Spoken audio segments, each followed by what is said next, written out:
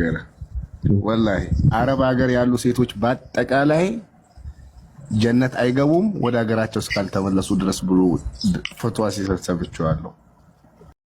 አላህ ሱብሓነሁ ወተዓላ ከእንደነዚህ አይነት ንግግሮች አላህ ይጠብቀኝ። መጀመሪያ ይህንን እያለ ያሰራጨውንም ወንድማችንን አላህ ሱብሓነሁ ወተዓላ ይቅር ይበለው። አላህ ሸይጣን ወስሶትና ነፍስያ የተለያየ እልህና የሆነ ነገር ውስጥ ገብቶ ሊሆን ይችላል። የወሰወሰው ጉዳይና ይሆናል አይደለ የሆነ ንዴት የሚወዳቸው ሰዎችን ነቅፌበት ሊሆን ይችላል። እንዳጠቃላይ አላህ ይቅር ይበለው ነው የምለው።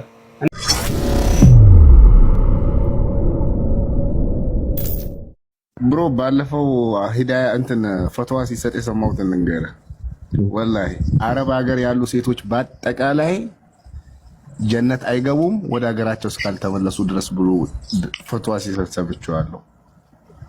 ወላሂ ነው የምልህ። እንግዲህ አረብ ሀገር ያላችሁ ሴቶች አሁን የምናወራው ሰውዬ ተው እንጂ አብደላ ወላሂ አረብ ሀገር ያሉ ሴቶች በአጠቃላይ በአረብ ሀገር ብቻ አይደለም ውጭ ያሉ ተሳስተህ ነው ማሜ። እኔ ማለት ነው አለ እንደውም ጠራሪ ያስባቸው ነበር አለ ማሜ። ተሳስተህ ነው ወላሂ። እኔ ጋስት ላይ ነበርኩኝ ከሱ ጋር እንዴ እና እጣ ፋንታቸው ምንድነው ብዬ ጠየቅኩት። እኔ ራሴ እዛ እጣ ፋንታቸው ምንድነው? አረብ ሀገር የሚኖሩ በመላው ዓለም ተበትነው የሚኖሩ ሴቶቻችን እጣ ፋንታቸው ምንድነው? እጣ ፋንታቸው ወደ ሀገር መመለስ ነው አለ። በቃ ካልተመለሳችሁ የገሃነም ናችሁ ብሏቸዋል አቡ አብደላ። ወላሂ አላህ ሻሂዴ ነው። እቺ ቀን አትንጋልኝ፣ እኛ ጋር ቀን ነው አትምሽልኝ። እኔ አጠገቤ ገስት ላይ ቁጭ ብዬ ነው እንደዛ ብሎ ፈትዋ የሰጠው።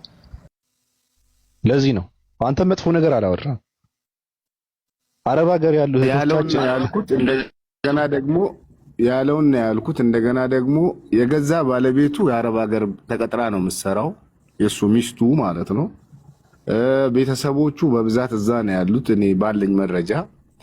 አጠቃላይ አሁን እዛ ጋር ሴቶችን ጨፍልቆ ከዲነል እስላም ሲያስወጣ አሁን ይሄንን ሴቶች ሄዳችሁ መጠየቅ አለባችሁ። እውነት ለመናገር አረብ ሀገር የምትኖሩ በአሜሪካ የምትኖሩ በዱባይ የምትኖሩ እህቶቻችን በአጠቃላይ ከኢስላም ውጭ እንደሆናችሁ ወላሂ አላህ ሻሂዴ ነው። ይኸው እሱ እኔ ውሸታም ኮንኩኝ እኔና እሱ የተነጋገርንበትን ላይቭ ሪከርድ እሱ ጋር ስለሚኖር አውጥቶ እንዳለ ይልቀቀውና ይህንን ንግግር ካላዳመጣችሁ እኔ ውሸታም ነኝ እሱ ጋር ስላለ ማለት ነው። እንደዚህ አይነት ነገር ይመጣል ብዬ ስላልጠበቅኩ ነገሩን በዚህ ይቋጨዋል ብዬ ስለጠበቅኩ ሪከርድ አላረኩትም። በሰዓቱ የምጠቀመው ሳምሰንግ ነው። እንዴት ሪከርድ እንደሚደረግ አላውቅም። አይፎኑን ሩም ላይ አስቀምጬው ነበረ። እንዳለ ሴቶች ከኢትዮጵያ ውጭ ያላችሁ ኢትዮጵያውያን ከኢስላም ውጭ እንደሆናችሁ ፈትዋ ሰጥቷል ሰውየው። አላህ ሱብሓነሁ ወተዓላ ከእንደነዚህ አይነት ንግግሮች አላህ ይጠብቀኝ። መጀመሪያ ይህንን እያለ ያሰራጨውንም ወንድማችንን አላህ ሱብሓነሁ ወተዓላ ይቅር ይበለው። አላህ ሸይጣን ወስሶትና ነፍስያ የተለያየ እልህና የሆነ ነገር ውስጥ ገብቶ ሊሆን ይችላል። የወሰወሰው ጉዳይና ይሆናል አይደለ የሆነ ንዴት የሚወዳቸው ሰዎችን ነቅፌበት ሊሆን ይችላል። እንዳጠቃላይ አላህ ይቅር ይበለው ነው የምለው። እኔ እንደኔ በዚህ ጉዳይ ላይ እኔ አላልኩም እንደዚያ። ወንድማችን መሐመድም ደግሞ እዚህ መጥቶ አይታችሁታል፣ ጠይቆ አብራርቼለት መሳላዎችን ገልጬለት እንዳውም አላህ ብሎ ልጆቼን እንደናንተ አስተምሬ ሲል ነበር እዚህ መጥቶ ነው። ጀዛውን አላህ በመልካም ነገር ይተካለት እላለሁ። የተሰራጨውን ንግግር በክፉ አትዩት። የሚወዱትን ሰዎች ከአንዳንድ ጊዜ ሰው ይሆናል አይደል እንትን ነገር አለ የእልህ የንዴት የብስጭት ነገር አለ። ወላሂ አይቀንም እምላችሁ። ስለዚህ በዚህ ጉዳይ ላይ እንደው አለ አይደል እንዴት ብላችሁ ድንበን አይምሰላችሁ።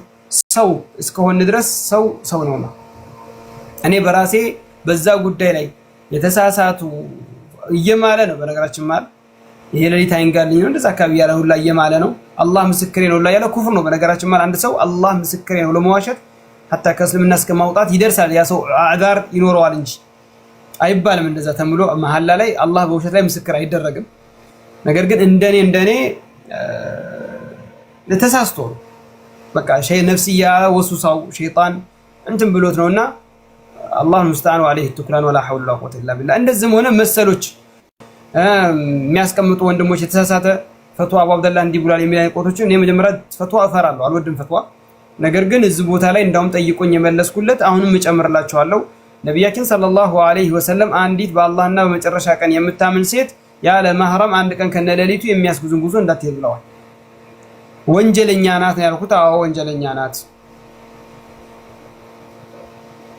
ወንጀለኛ ናት። እሱ ነቢያችን ናቸው ያሉት። ለሰው ቅሬታና ለሰው ተብሎ አልተው ነቢያችን ያሉትን አስቀምጣለሁ። ያን ነገር ደግሞ አላህን ፍሩ ተመለሱ እንጂ መዳም ቅመሞችን በዙሪያው ለማሰለፍም የሚጠቀምበት ሁኔታ አይደለም። ሀቅን ተቀምጦ አረብ ሀገር ላይ ያሉ እህቶች አብዛኞቹ ስለ ዲናቸው ያውቃሉ። አንዳንድ ጊዜ ያው አጢፋ የሚባል ነገር አለ። ያ ጀማ አጢፋ የሚባል ነገር አለ። የልብን ምታት የልብን ትርታ መከተል የሚባል ነገር አለ እንጂ በነገራችን ማለት ከየትኛውም አገር በበለጠ አረብ ሀገር ላይ ያሉ እህቶች ስለ ዲን ጠንቅቀው ያውቃሉ።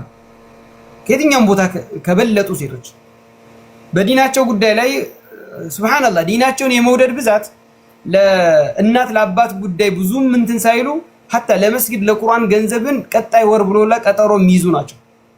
ሐቂቃውን ከመጣን ማለት ነው። ወር ደሞዛቸውን ለቀጣይ ወር ይላሉ። ለመስጊድ ለቁርአን ለየቲም ለምስኪን ሲባሉ አይችሉትም። እና ይሄ ነገር አይፈቀድላቸውም። የትኛው ከስደት ዓለም መሄድ ሲል ልጅ ያለ ማህረም አይፈቀድም። አላህ አልፈቀደውም። መልእክተኛው ሰለላሁ ዐለይሂ ወሰለም ከልክለዋል። አብዱላህ ብን አባስ ያወራው ሐዲስ ላይ ላ ቱሳፊሩ አልመርአቱ ኢላ መዐ ዚ መህረም፣ አንድ ሴት ሰፈር አትወጣም ያለ ማህረም ብለዋል። ስለዚህ በዚያ መሰረት የተናገርኩት ወንድማችን መሐመድን አትፍረዱበት፣ ተሳስቶ ነውና እኔ እንደዛ አላልኩም። ሙምኪን የተሳሳተው ነገር ነው እላችኋለሁ።